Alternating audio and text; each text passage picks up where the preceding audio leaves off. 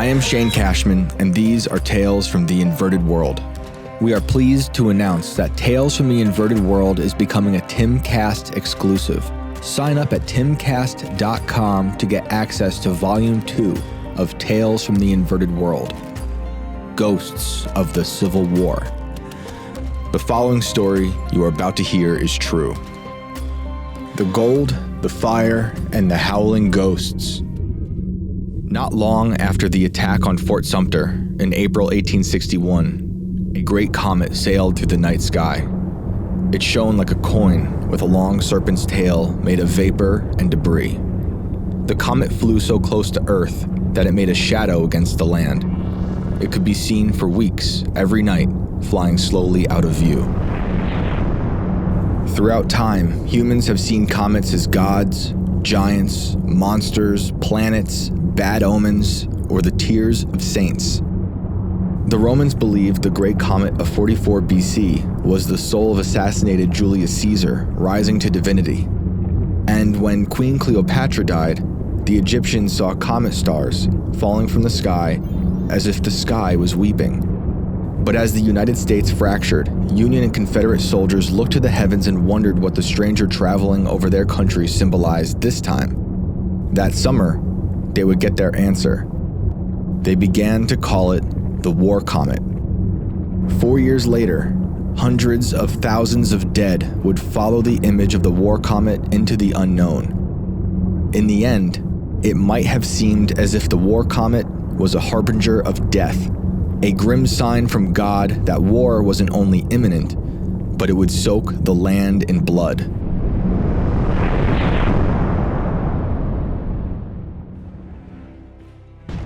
As the war came to a close in April 1865, Richmond, Virginia was eaten alive by fires, soldiers, and thieves.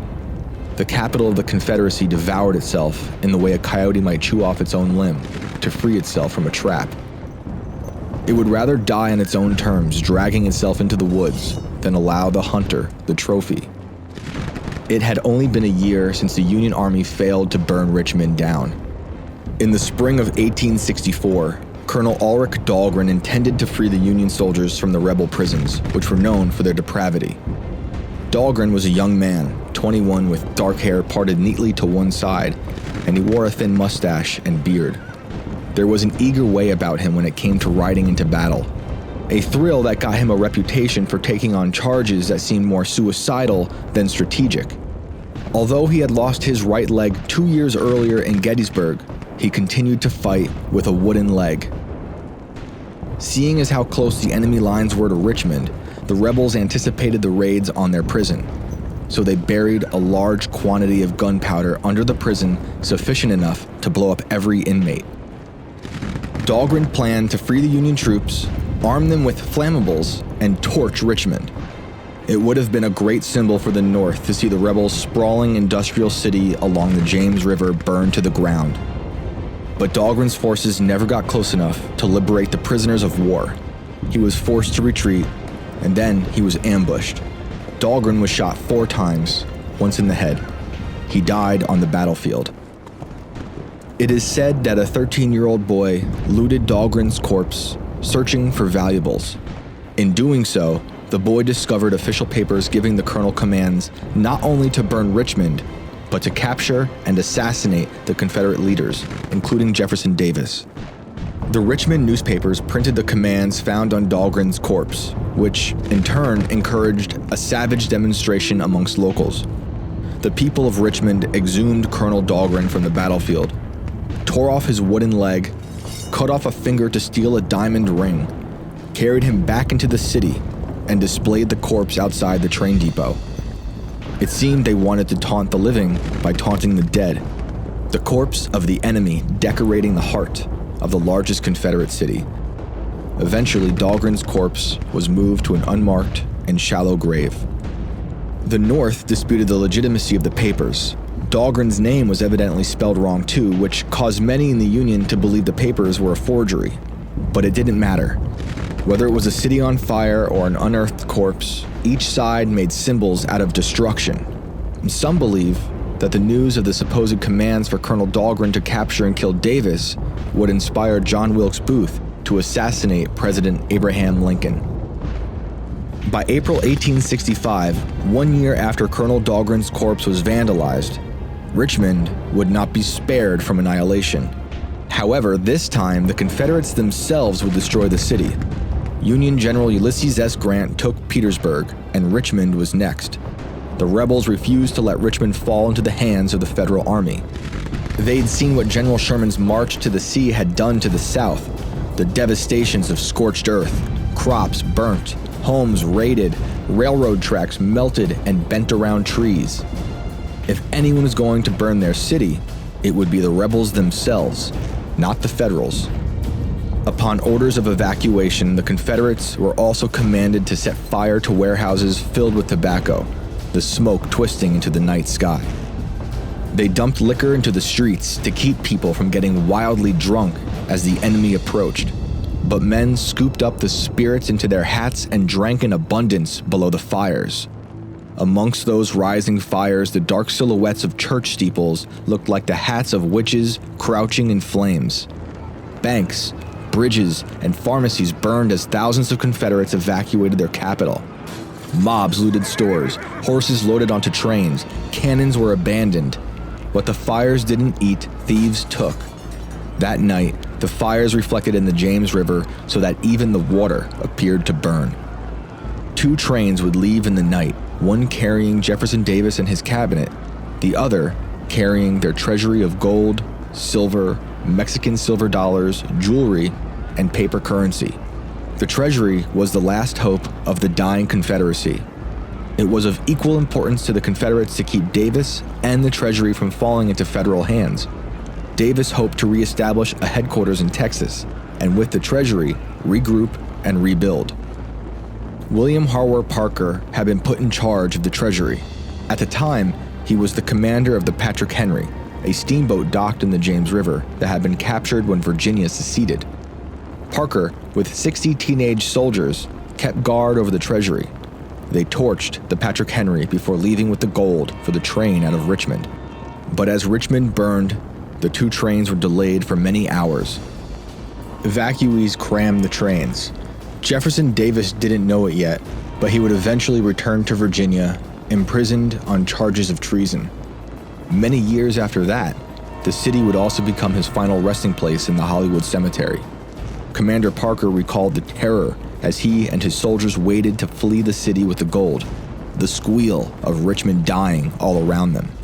He later wrote, "To add to the horror of the moment, we now heard the explosions of the vessels and magazines, and this, with the screams and yells of the drunken demons in the streets, and the fires, which were now breaking out in every direction, made it seem as though hell itself had broken loose." Finally, around midnight, the trains pulled out of the depot. The city was enveloped in flames, and the corpse of Colonel Dahlgren must have been howling from his shallow grave. His vision of a Richmond burning had come to fruition. All the horses in the city were gone, and nearly 1,000 buildings were destroyed on the day President Abraham Lincoln toured Richmond's smoldering ruins. His army's mission now was to capture Davis and take the Confederate gold. As Lincoln walked through the ashes, Davis and the treasury traveled south, first for Danville, Virginia, then, eventually, for Washington, Georgia, one of the last places the gold would be seen. In that small window of time, at the end of the war, neither man seemed mortal. They had each become grim, ghost-like shadows cast across the land.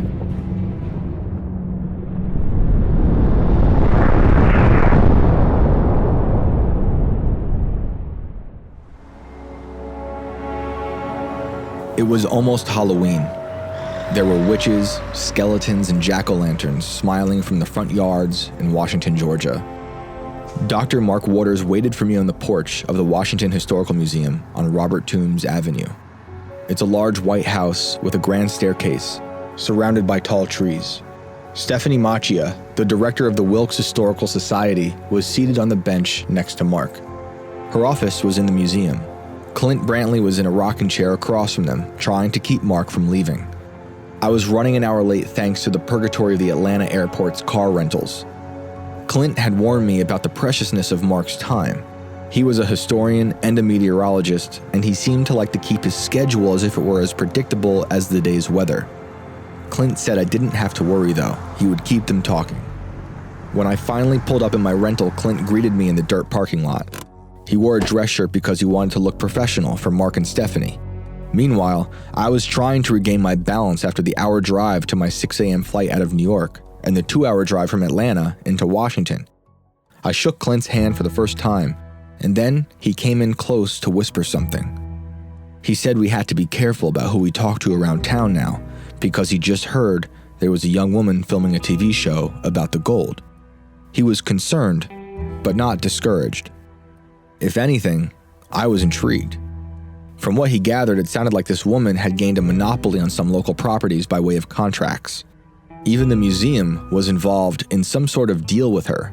It was suggested that if I were to cross paths with this woman, I should not disclose my reasons for visiting Washington. I said that wouldn't be necessary. I wasn't here to hide in the shadows, nor was I here to have a pissing contest with a TV production crew. But I'd later find out that this young woman was Katrina Beth. She was portraying one of the ghosts in Rest Haven Revisited, the old cemetery down the road. Her presence only added to what I was down here to investigate. The lost gold, sure, but the culture surrounding it too. I certainly wasn't the first person to write about the gold, and likewise, Katrina wasn't part of the first TV show to drop into town. As soon as I took a seat, Dr. Mark Waters noticed the words West Point stitched across my gray ball cap. He was a tall man, nicely dressed, with clean white sneakers and a head full of white hair. I hadn't fully thought through the implications of that name, West Point, in the very town where Jefferson Davis dissolved the Confederacy. West Point, huh? He asked, scrutinizing my hat. Are you military? I told him I was not, but I grew up right outside of the military base. In fact, I said, I lived right near the cliffs where young Jefferson Davis fell and broke his leg one night on his way to a secret bar by the Hudson River, as if having any knowledge of the event would endear Mark to me. And then I said I thought the hat was an olive branch from the north to the south, seeing as how generals on both sides of the Civil War graduated from West Point. Mark said they had a phrase in the South about West Point. The Civil War, he said, was a death by West Point. It didn't mean what I initially thought, which was the image of General Sherman, a West Point grad, burning down the South. For Mark, death by West Point meant a bunch of overeducated men from the South went to West Point, became generals, and it cost them the war. I chose not to press him on this fact, seeing as how Sherman's overeducation had the inverse effect, turning the Union into marauding barbarians to help solidify their win. Stephanie had 2 Ziploc bags by her side. One contained a revolver, the other a silver coin, and Mark had a stack of papers about the size of a family Bible. You want to see a coin? Stephanie asked. She said the revolver was also found in the woods around here as well. Both were 19th century, dull from years in the earth, but distinctly authentic. Both items were also presumably from the Confederate Treasury and or people affiliated with the Treasury when it was here in Washington. As she pulled the coin out of the bag and handed it to me, she said, "Look, you can't take any pictures or anything like that. No videos either." Her accent was gentle yet stern. I asked her why I couldn't take photos, although I had a pretty good idea already considering what Clint had just told me. "Well, there's a woman down here with a TV show, and we're under contract not to share these images or anything with anyone until they're all done filming," she said. I told her I understood and inspected the coin. It was a Mexican silver dollar. Republica Mexicana was engraved around the image of an eagle with a snake dangling from its mouth. A liberty cap encased in sunbeams was on the other side. It said 1862. As I felt the weight of the coin in my palm, Mark said the gold and the silver has all been accounted for, as if he expected me to thank him for his time and pack up and leave just as soon as I'd arrived. It seemed like he's grown weary of outsiders attempting to dig around for gold. He was confident that there was nothing outside of the official documents that could lead one to believe there was a vast treasure hiding somewhere in Washington, or anywhere for that matter. Any folklore, he seemed to think, was hogwash. He handed Clint and me copies of his paperwork and began to read off stats. I passed the coin to Clint and held the gun, thinking about what damage it might have done 200 years ago. Mark rattled off notes from the articles he'd written, articles he trusted, and official Confederate documents. The Confederate treasury left on the last train out of Richmond near midnight on April 2nd, 1865, he said. Contents of the treasury included U.S. coins such as half dimes, quarters, half dollars, and dollars.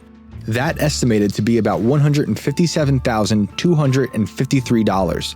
There was about $200,000 worth of Mexican silver dollars packed in wooden kegs. He stopped to make sure I was following along. As far as the gold, he continued, there were double eagles, British pounds, ingots, and nuggets. Those were estimated to be about $169,770. There was also a keg of copper pennies, Liverpool acceptances of the paper variety, 16 to 18,000 British pounds sterling, a chest filled with jewelry donated by the Confederate women, millions of dollars of Confederate notes and bonds, millions of dollars of Confederate paper money, which was about to be worthless. Plus, they had the floor sweepings of the Dahlonega, Georgia Mint. They even had gold and silver coins packed into socks. The value of the treasury was estimated to be in the neighborhood of $500,000 to $527,000. However, they left Richmond in such haste that there was no time for the officials of the Confederacy to even count the treasury. May I ask then how you can trust anything that you read about the gold if the officials supposedly didn't even count it? I asked. He said, now hold on a minute, we'll get to that. He flipped through his notes and found copies of multiple times that the treasury had been counted and recorded at various times before and after the fall of Richmond. The man was a human library of Congress. I was impressed how well he knew dates and times and names. He reiterated that he was damn certain anything beyond the facts of these documents should be written off as merely folklore. I asked how he got involved with tracking the gold. I was a member of the Surratt Society in Clinton, Maryland, he said. Clinton, Maryland used to be named Surrattsville. Do you know who Mary Surratt was? The name was familiar, but I wasn't sure why. Mary Surratt, he said, was the first female that was executed by the federal government for her role in the assassination of Abraham Lincoln. Now, the jury's still out as to whether or not she's guilty. Anyway, I worked for the National Weather Service, and eventually, I ended up in D.C. working for the National Meteorological Center, and the secretary there also happened to be the treasurer of the Surratt Society. So we would talk about these kinds of things because I've got an interest in Samuel A. Mudd. You know who Dr. Mudd is, right? I told him he was the doctor that worked on John Wilkes Booth sometime after the assassination. Right. Dr. Mudd set John Wilkes Booth's leg on the morning of April the 15th, 1865. His house still stands to this day. Well, my name is Waters, and when I was growing, if I ever did anything wrong, someone would say, Mark, your name is Mudd. Anyway, the secretary at the research center got me to write an article about what happened to the treasury, the gold, the events that happened after Richmond after the assassination. Clint and I must have looked like two students getting tutored, both of us leaning forward in our rocking chairs listening to Mark as the shadows passed through the porch with the sun. Those doctors actually killed Lincoln, Mark said, because they ruined his brain to get the bullet out. You don't go in there with a roto-rooter. He thinks there's something off about the whole sequence of events immediately following Booth shooting Lincoln. He said if you read all the reports from witnesses, something doesn't add up about the assassination. In terms of the way the general public understands how John Wilkes Booth escaped Ford's Theater and made it eventually to Dr. Mudd. Mark doesn't believe that Booth broke his leg after shooting Lincoln and jumping from the mezzanine. Multiple reports, he told me, claim that eyewitnesses saw Booth jump on a horse, they saw him throw his foot into a stirrup and pull himself onto the saddle. Other witnesses saw him walk the horse across a narrow bridge. However, witnesses at the Dr. Mudd house said when Booth arrived he was injured, and that the horse also had injuries along the same side as Booth's injured leg.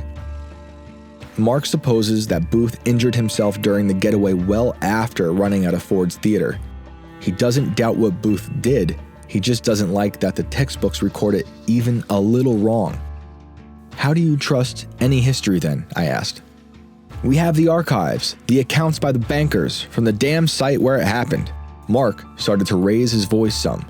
I'll offer a counterpoint though, if you don't mind, I began. Some people could say they are watching our government lie all the time. And the government prints out official documents all the time. Of course, not everyone believes the government is a chronic liar, but many do. So how can we trust the government from back then, during the war, a losing Confederacy, mind you, to not make stuff up then, to benefit themselves? Well, it wasn't the government then that did it. It was the bankers. They were making affidavits under oath. It wasn't just one person, it was several of them, Mark said. I don't believe he was getting angry, but this was deadly serious to him. The sequence of events, the numbers, the gold. But I had to ask the question because if he could see the official narrative of Booth's broken leg as somewhat bogus, why not then anything else? So we're in Wilkes County, right? Is there any connection between Wilkes County and John Wilkes Booth? I asked, hoping to steer away from upsetting Mark. Wilkes County, Mark said, is named after John Wilkes. He was a prominent guy from England who was in favor of the colony's independence. That's why everyone back then was naming their kid John Wilkes, Stephanie said. Mark points out the fact that Booth's father's middle name was, of all names, Brutus. Junius Brutus Booth was also an actor. I feel like people don't appreciate how absolutely insane it was for a popular actor to assassinate Lincoln, in a theater no less, I said. We always say it's like Tom Cruise killing the president, Stephanie said. Mary Surratt must have been starstruck when she met him. And it was her proximity to Booth that led her to getting the rope. The conversation shifted from the hanging of one lady to another. As a matter of fact, Stephanie said, Polly Barclay was hanged right here in Washington. She was the second woman ever hanged in the state of Georgia. Why? I asked. She had her husband murdered, Clint said. They shot him in the mouth and buried him alive, Stephanie said. Clint said he knew the exact spot where they buried the husband because it's on his grandparents' property. Mark must have noticed the shadows had stretched longer across the yard faster than he expected because he suddenly got up and said it was time for his lunch. He gave me his card, told me to review the documents and reach out when I had questions. Stephanie said Mark was a very nice man, but if you try to turn around in his driveway, he might kill you. She pointed in the direction of his house, with its horseshoe driveway, and said people are always trying to turn around in it because he's right next to the funeral home.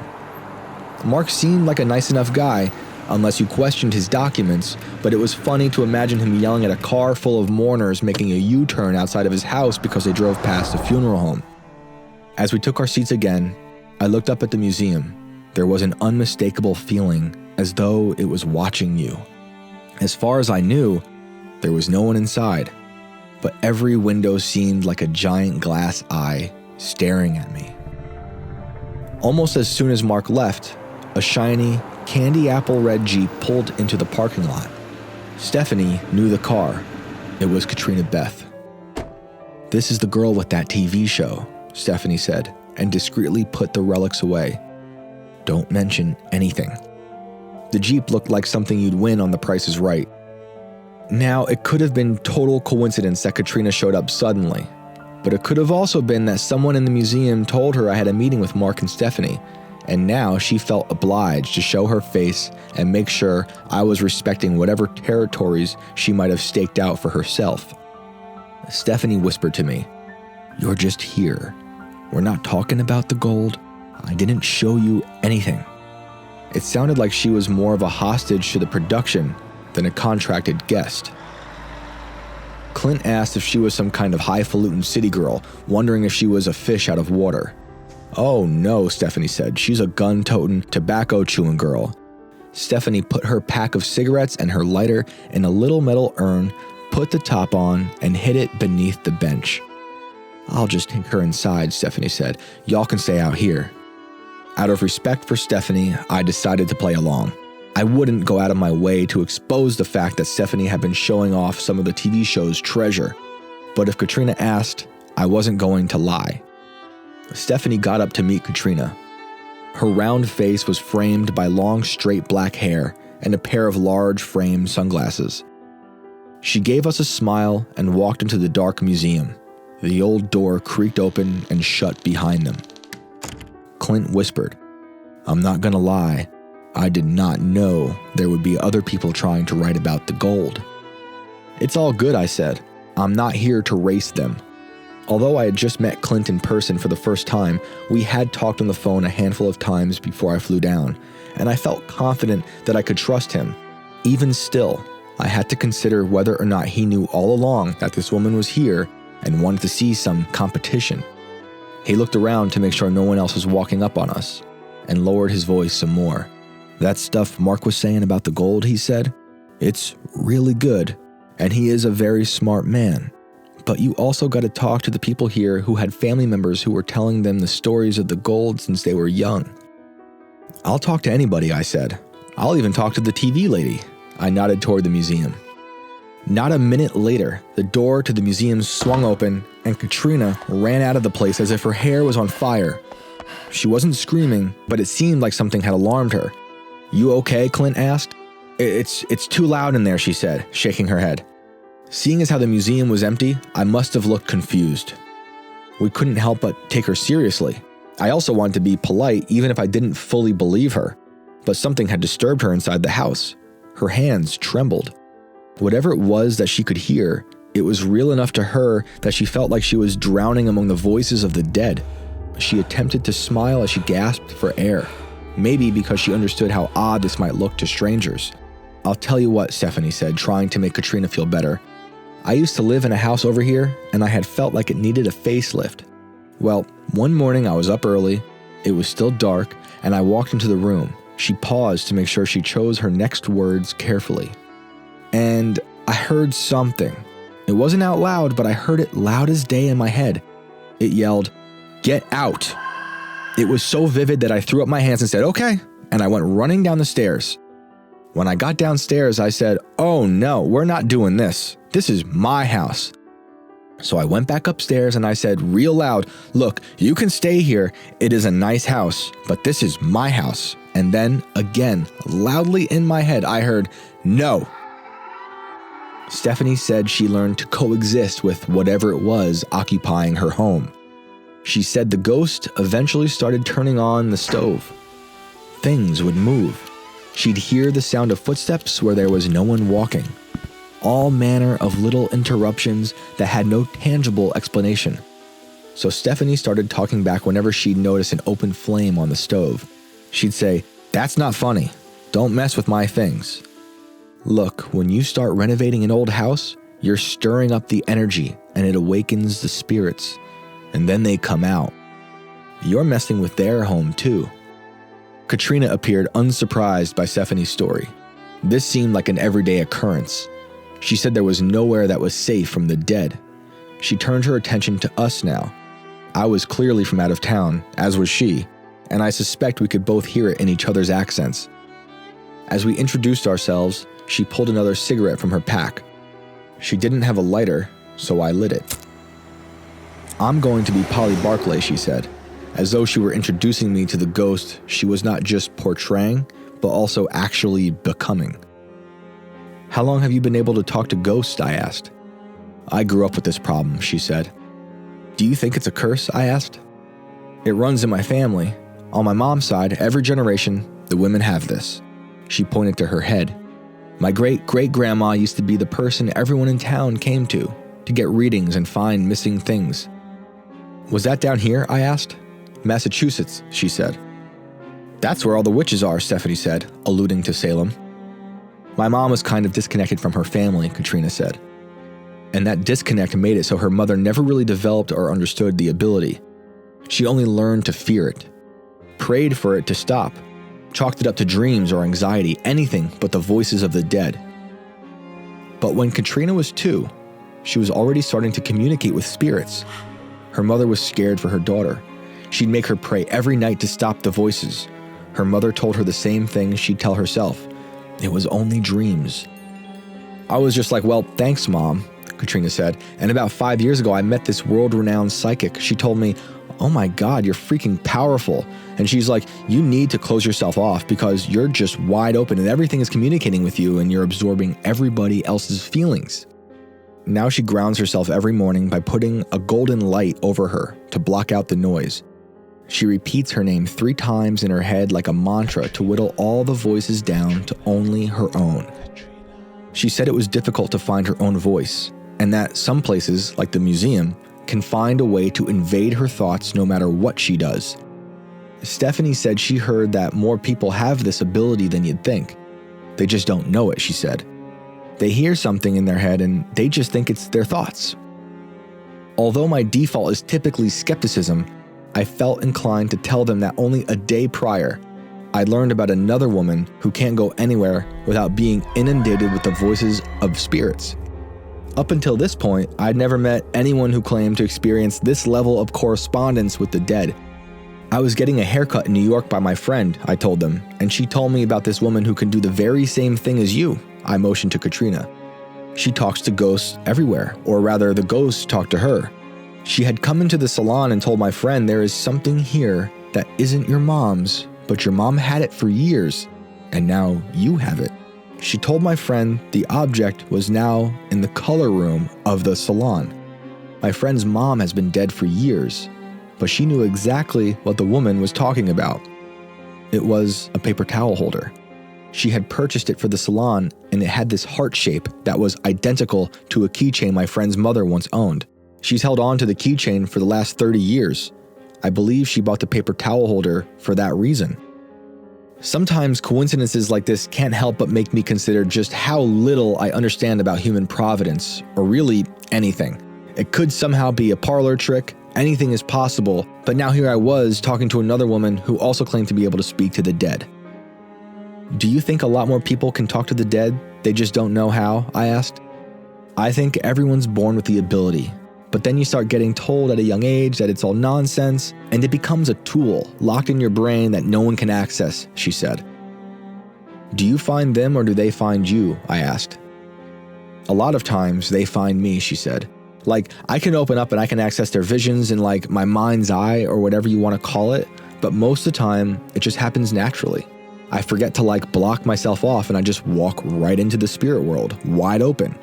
It can be overwhelming. But sometimes I try to use it to find things that are hidden. I can ask the dead where something is, and sometimes they'll show me. Is that so? I asked, thinking this would be a great time to commiserate about the gold, but I didn't want to offend my host. I want to go see the Hurd family graveyard, she said. A part of me felt like she brought it up to gauge my reaction, but I had never heard of the cemetery. I was starting to wonder whether the ghosts had been eavesdropping on Mark, Stephanie, Clint, and I, and had now been informing Katrina as to the nature of my visit. It's a cemetery hidden on David Dennard's property, Clint told me, but they keep it hush-hush. They don't want people trudging through their property to look for some old graves. Katrina looked intrigued, as if it was an invitation. I was surprised Clint said so much, especially after Stephanie telling us to keep quiet about the gold. A part of me thought, damn Clint, loose lips sink ships. But another part of me thought, good, let's get all this out in the open now so we can get down to business. Have you met David? Clint asked Katrina. No, she hasn't, Stephanie said. We keep David hidden. Sensing that he might have actually gone too far into what could become gold talk, Clint changed the topic. I admire your truck, he said. Red is my favorite color. I stand out way too much, Katrina said. I can't hide if I wanted to. You can't hide here anyway, Stephanie said, laughing. Everyone knows everyone. Once Katrina drove off, Clint said, man, she's creepy. I don't believe he meant it in a mean way. I think he meant it in the same way kids might say it as they walk past an old and beautiful house that they want to run away from, but also explore. There was something about Katrina that seemed genuine. I wanted to believe her. Or it could all just be part of her TV persona. As far as I could tell, though, there were no cameras pointed at us. I went inside to use the bathroom, but also to see if I might hear anything knocking from the spirit world. Stephanie's office was downstairs in the basement. It was damp and dark. I grew up in a house a little older than this one, and a lot of people tend to say it's haunted. I've had my fair share of experiences with some things in my childhood home, and this place gave off that same vibe. Something felt off. It could just be the age of the house and the way it's been furnished with everything 19th century. There's a clock that once hung in the Senate of the Confederacy, its white paint peeling. There were musket balls, bayonets, upholstered rocking chairs, a table of toy soldiers replicating a battle, and a chair Jefferson Davis once sat in with a red bow draped over the seat to prevent anyone else sitting. I've been in a lot of places that people like to say are haunted, and sometimes it just feels like the lore of a house can suggest the feeling of something supernatural. I try to keep that in mind whenever I tour through anything that has a reputation for ghosts, but there was something about the way the house seemed to be watching me that made me hold my breath as I took each step across the old floor, as if the sound of my footsteps might disturb whatever Katrina heard earlier. I crept through to the bathroom, the floor creaking with each step. I had that feeling that the house was alive. I couldn't quite place it yet, but Washington was unlike any other town. It's not like I haven't been to Georgia before. I've been to small towns in Georgia a number of times throughout the years, but Washington had a quality unlike any other. It was magnetic. I'm not saying I heard voices calling my name, but it felt like it didn't want me to leave. Or if I did leave, it wouldn't let me go gently. I knew I was down here to look for some lost gold, but now I wanted to try and communicate with the dead too. When I got back outside, I asked Stephanie if anyone ever died in the house. Frank Bean caught on fire upstairs, she said. That was probably 1910 or so. Frank was an eccentric guy. He was very smart and had a couple of degrees, but he was 41 and still lived in his grandparents' house. His room was upstairs. She pointed towards the window on the 3rd floor. He was a little touched, she said. Somehow, he caught on fire in his bedroom. Some people think he knocked over a kerosene lamp. And then he ran down the stairs, and by the time he got down here to the basement, he was completely on fire, and his cousin, Osborne, grabbed him and put him out. We've all been sitting right where he collapsed into a heap of flames. He died in the house the very next day, she said. His room is now what we have decorated as the children's room, with a little China doll sitting on the couch. Katrina always picks up something in that room, too. She said she sees him standing in the doorway, trying to figure out why are these people in his home.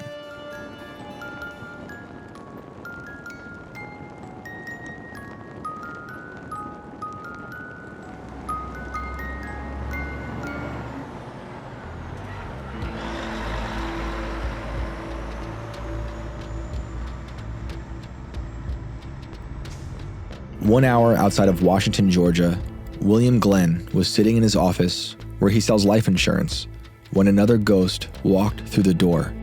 The ghosts always seem to like to interrupt him when he's working. Most of the time, it's just William and his manager in the office. William deals with a lot of death claims, so he'll tell you he's used to spirits that hang around until they know everything is set up the way they left it. They'll micromanage over his shoulder as he fills out all the forms. His office also happens to be rather close to a funeral home, and he thinks that has something to do with the quantity of ghosts that visit him. William had the phone to his ear, but he could hear the ghost, and he pointed in the direction of the voice, as if to tell it not to go anywhere. He just had to finish the call first. Sometimes he'll just know one is in the room even if they don't say a word. He can sense the cold spots that a spirit makes, like a draft from nowhere. They'll move pictures on the wall. They'll spin chairs.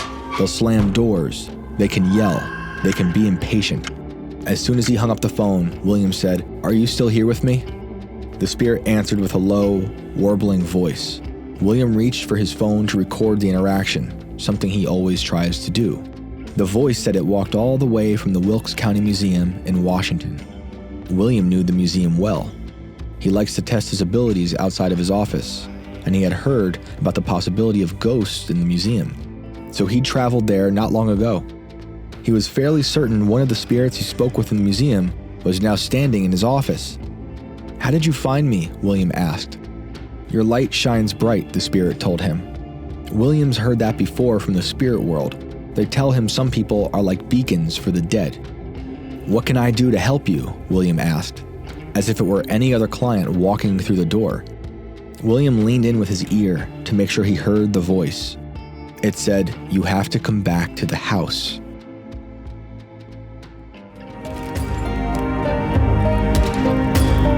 We will return next week with more Tales from the Inverted World.